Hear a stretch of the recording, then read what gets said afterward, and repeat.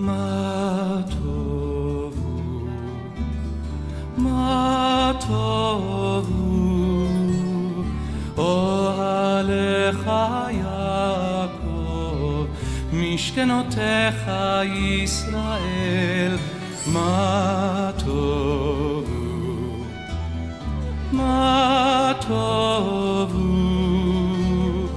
אוהליך יעקב, משכנותיך ישראל.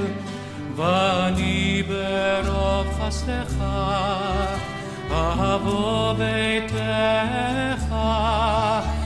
אשתחווה לך על קודשך ביראתך. מה טובו, מה טובו, אוהליך יעקב, משכנותיך ישראל. מה טובו, מה טובו, אוהליך יעקב, משכנותיך ישראל. אדוני אהבתי מעון ביתך, ומקום משכן כבודך, משכן כבודך. ואני אשתחווה ואקרא אברך לפני אדוני עושי.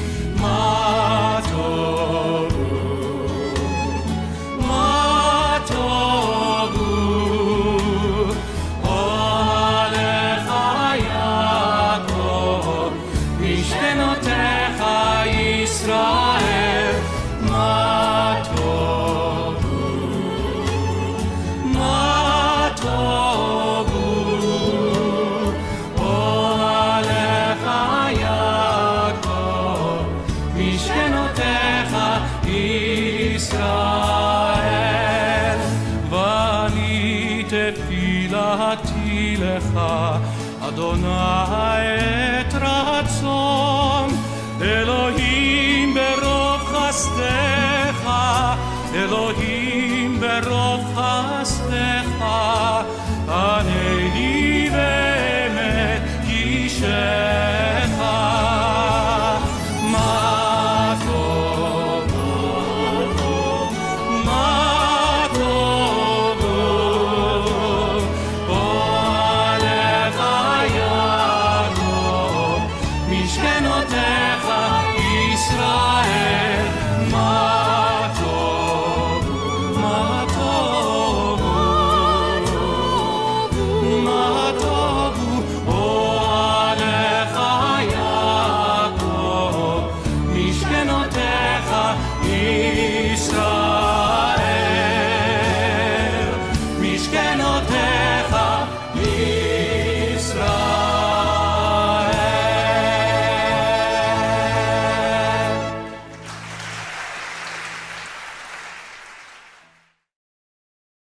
Shalom from Yisrael. I'm Peter, and this is my son. Kellan. And we are here filming our third and final video this year from Israel.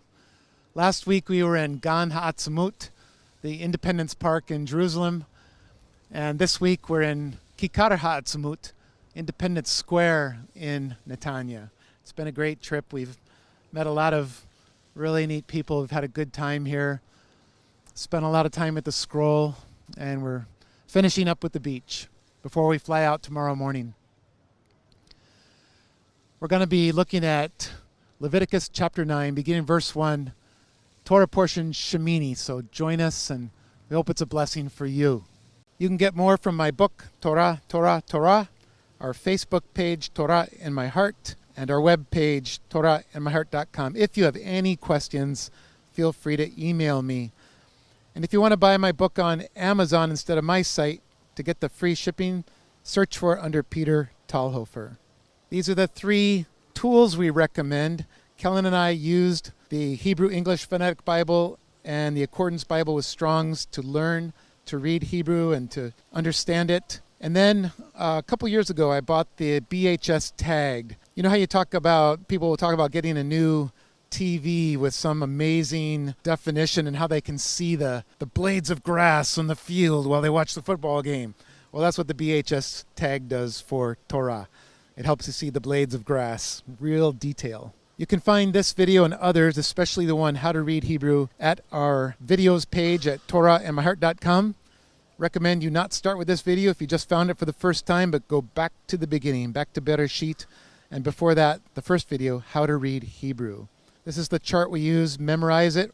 It really helps you understand how Hebrew uses verbs. This morning at breakfast in our hotel, there was a family at our table from California, a mom with her adult son and her daughter-in-law. And we had a good talk, and then since they're Christians and they're on an interfaith tour with Jewish people, just starting today, I told her about Hebrews 8, quoted in Jeremiah 31, the definition of the new covenant, and how I'd known that for about 15 years until about 10 years ago, somebody pointed out to me that the word for the law that God is going to write on our hearts, the Hebrew word in Jeremiah is Torah. And her son got it right away. He understood the implications of that. And I said, it's like a bomb laying in the middle of the church, because the church says that they believe all of the Bible. And, well, that includes the book of Hebrews, that includes Jeremiah, which gives the definition of the new covenant as Torah, written on the heart. There is no room for the church to say that Torah doesn't apply anymore when it's to be written on our heart. And I told them about when I was a little kid, about 6 years old, in Lake Bluff, Illinois. We had an empty yard next to us, and we used to play over there all the time. Then somebody started building a house there, and while building, they found an unexploded World War II ordnance. And of course, that was 1964, so that wasn't all that long after World War II. And of course, the police came out, and whatever there was of a bomb squad at that time, and looked kind of like this one in the picture. And that's the way it is with Torah. It's laying in the middle of the church, and the church is ignoring it, but woe the implications, because at some point, that unexploded ordinance is going to go off. And it's big changes for the church when that happens. Say goodbye to Christmas, Easter, and Sunday. Say hello to Shabbat, Pesach, Shavuot, and Tabernacles, Sukkot. Since last week, we've reconnected with some old friends and some new ones. That's Tikva and Carmela in the upper left.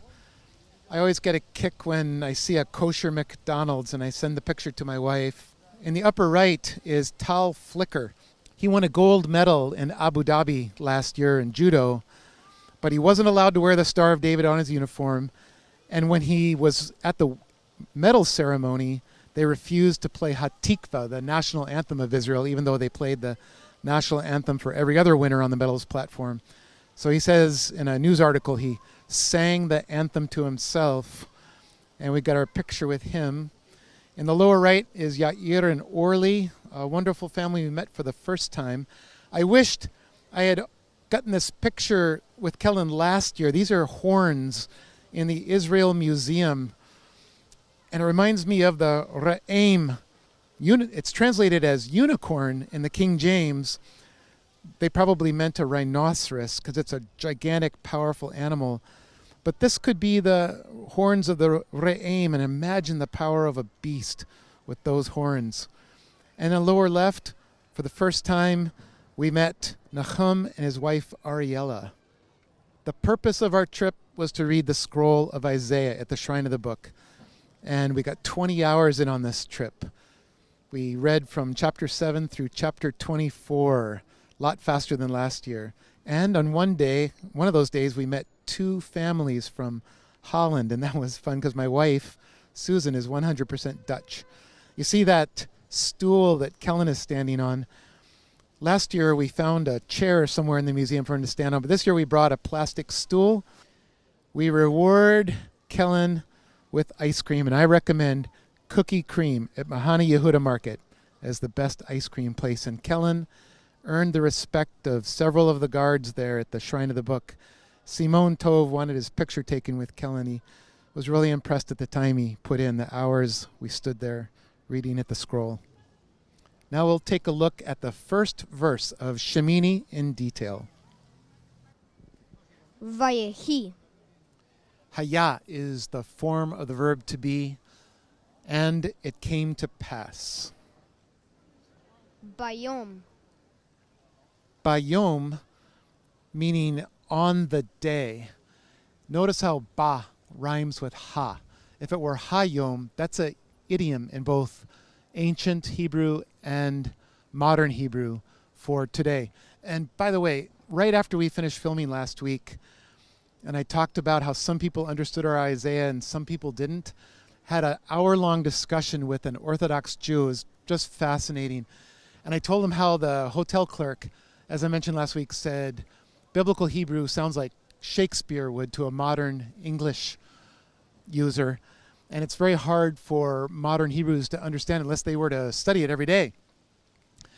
And I told that to him, and he said, oh, it's worse than Shakespeare. It's something further back than Shakespeare. And he calls it Lashon HaKodesh, the holy tongue, whereas Ivrit, Hebrew, he refers to as the modern language. Hashmini. The adjective for eighth. Sometimes a word ending in a yod is an indication it's an adjective. That's where we get the name of our Torah portion. Kara.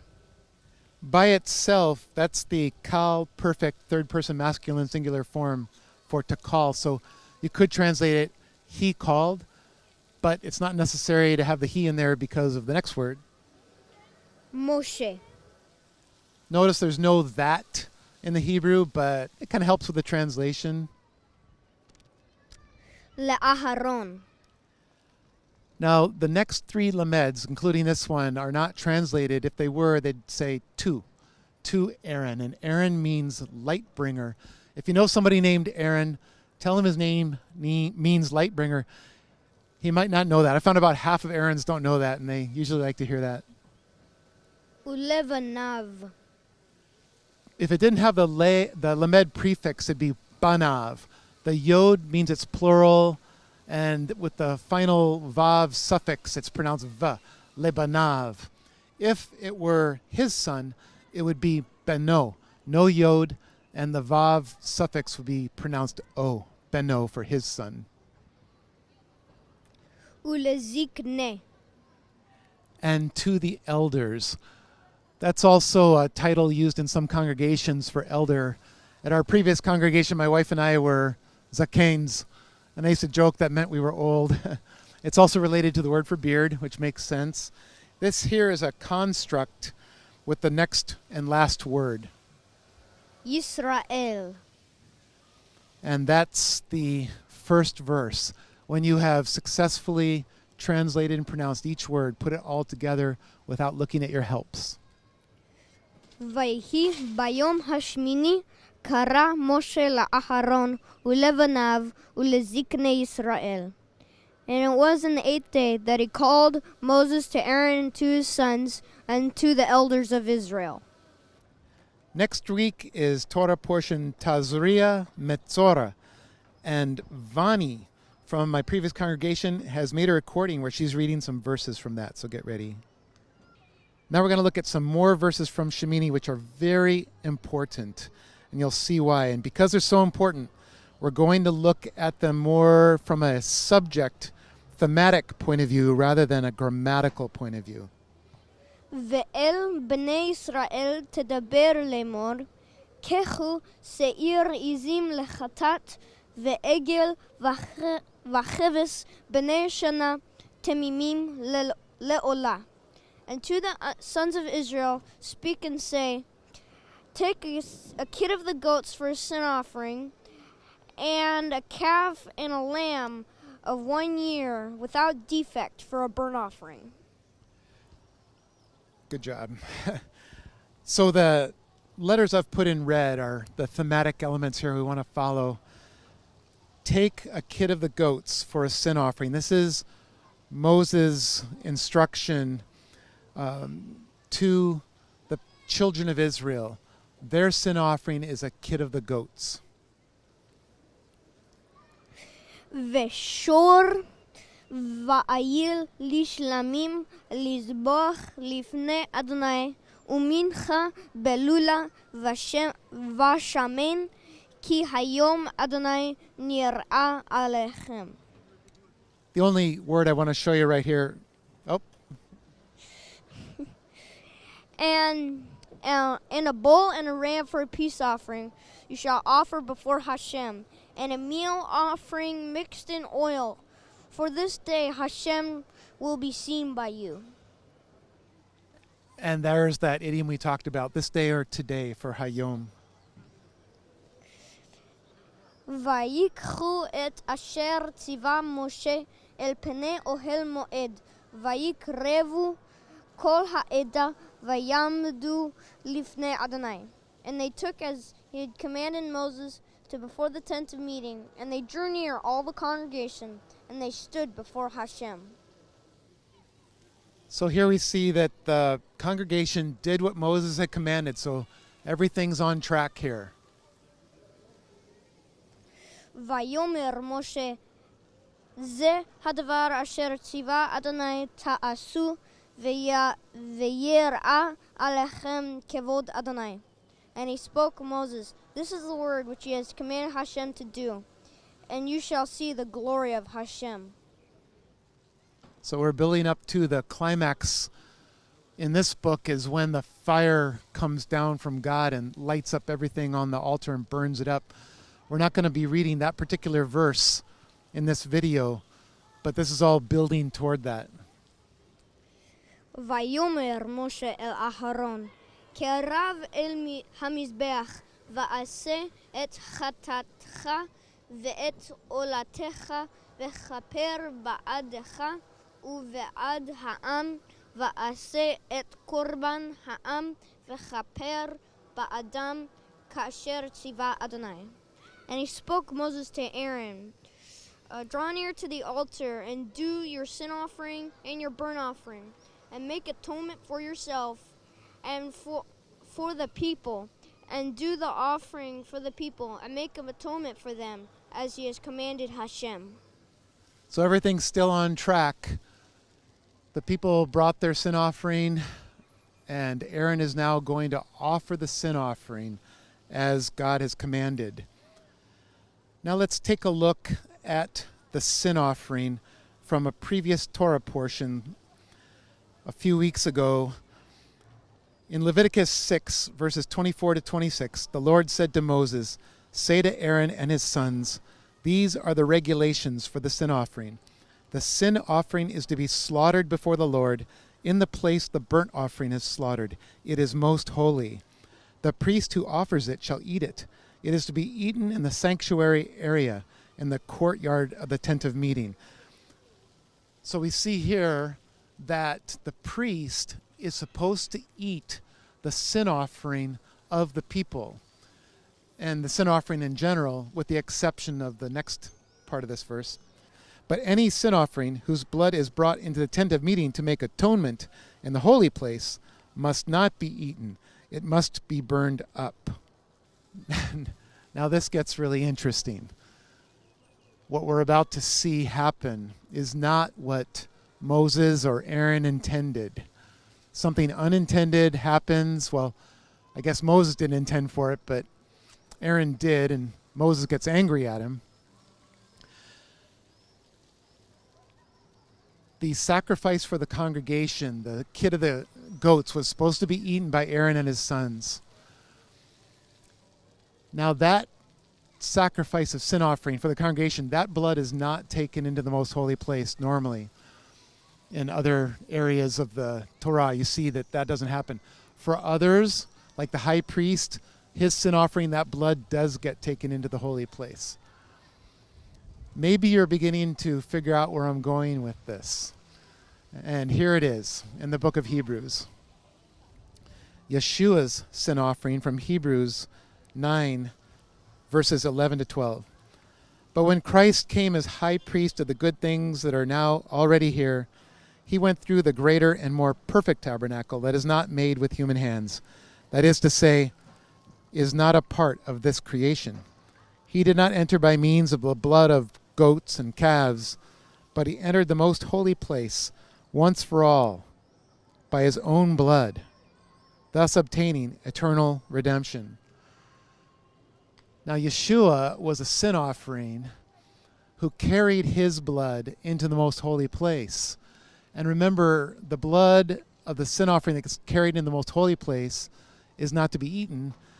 Now, here's our last verse from this Torah portion.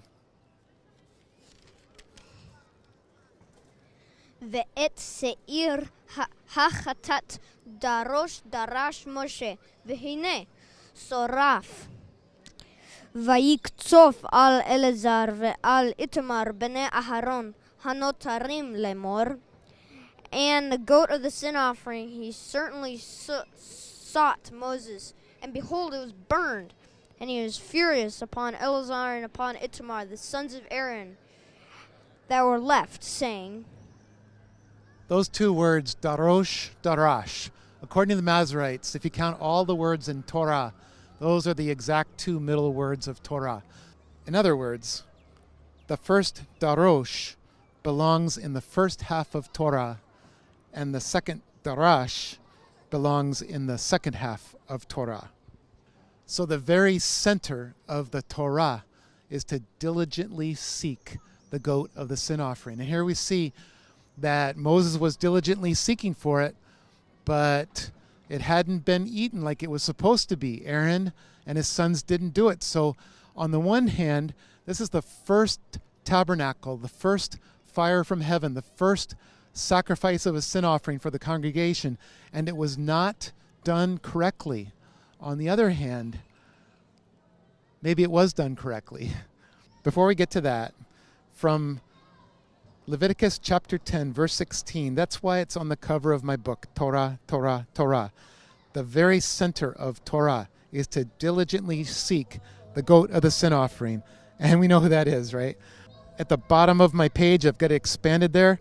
And that's why you have it on our shirts too, that section of the verse. Ve'et se'ir ha'chatat darosh darash Moshe. Now, was any of this a surprise to Yeshua? I don't think so. In John chapter 5, verse 46, he says, If you believed Moses, you would believe me, for he wrote about me.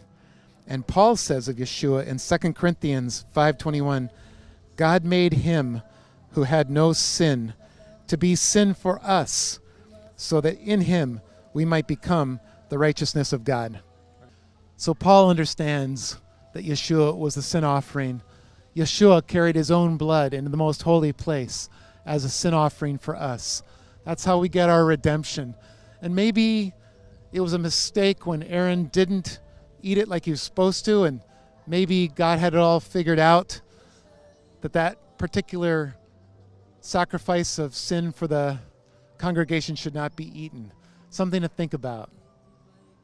Now, another thing that we saw in that verse from Hebrews was that the sin offering is sacrificed once for all. Yeshua was sacrificed once for all, a sacrifice which never needs to be repeated. In fact, it says that 3 times in chapter 9 and once more in chapter 10.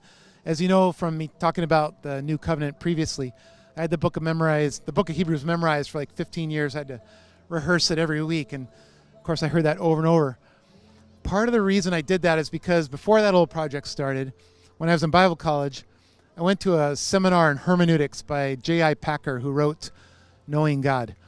At the end of the 3-day seminar, he had a question and answer session, and this verse from Hebrews came up, once for all. And the subject of the Roman Catholic Mass and the Eucharist came up, and he discussed that. And finally someone said, what should you do if someone invites you to a Catholic Mass? And he said, politely decline. And the reason he said that is because the Orthodox understanding, the ancient understanding of the Catholic Mass, the reason it's called a Mass, is because it's the sacrifice of Yeshua up on the altar. Now, my dad believes that. I was raised Catholic. My dad believes that. But not all priests do. Most do, not all do. So J.I. Packer said, politely decline and don't be in the same building where that's happening. Well, after he said that, I went to a relative's wedding at a Catholic church, and it was a mass. And I felt so bad about that. For 10 years, I determined I would never do that again without first talking to the priest. What are you doing up at that altar?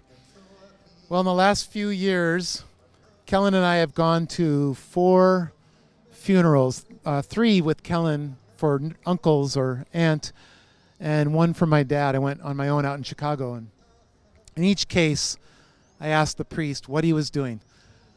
The first priest for one of my uncles said, "I'm sacrificing Jesus Christ on the cross." I said, "Thank you."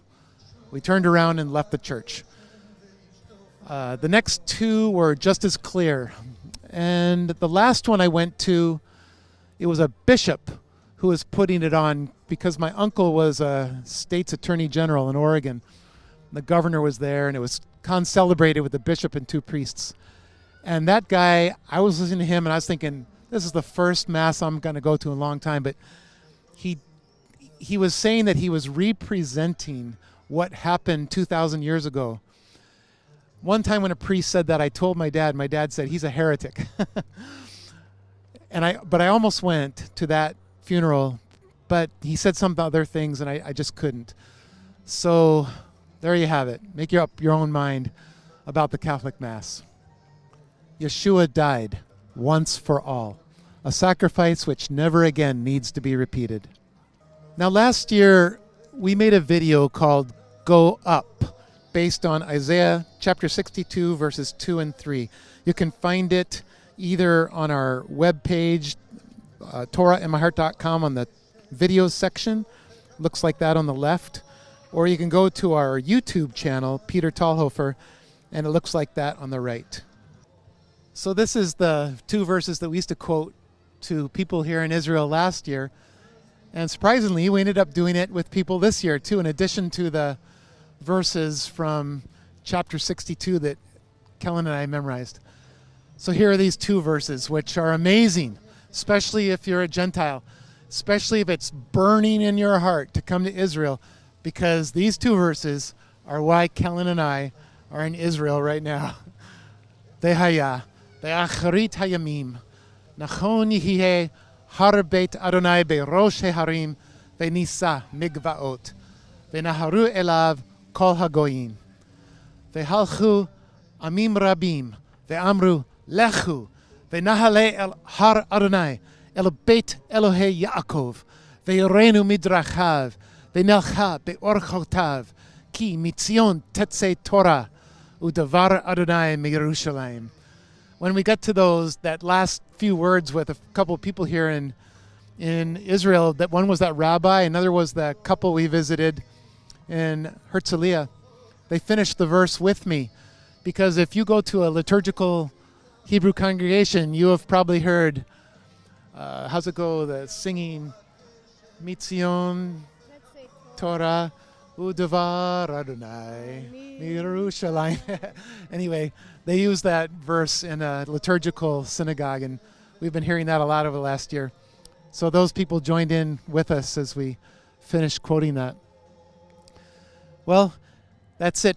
Our last video here from Israel, here in Kikar HaAtzmut, Independence Park, here, Independence Square here in Netanya. We're flying out early tomorrow morning back to Seattle. And until then, till next week in Torah portion Tazria Metzora, Kellan and I from Israel bid you Shalom. Shalom.